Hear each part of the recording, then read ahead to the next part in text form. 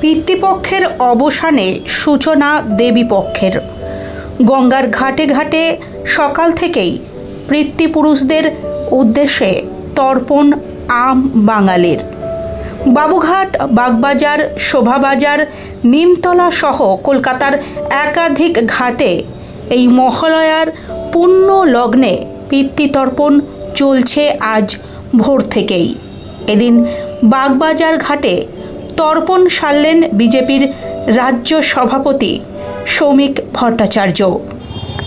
যে দেবী দুর্গার প্রতি তোমার এই ভালোবাসা, এই উচ্ছ্বাস, এ আমাকেও মুগ্ধ করছে, আমার ধ্যান ভঙ্গ করে দিচ্ছে। আমার স্ত্রীকে তুমি যেভাবে আগে থেকে নিয়ে চলে এলে, এতে আমিও স্তম্ভিত। আমি তোমার কাছে কৃতজ্ঞতা স্বীকার করছি।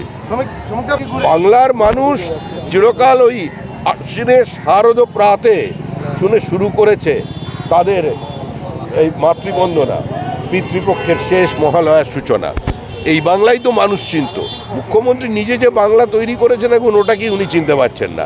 যেদিকেই তাকাচ্ছে তৃণমূলকে মারছে, মরছে মুসলমান, মারছে মুসলমান, উনি চিনতে পারছেন।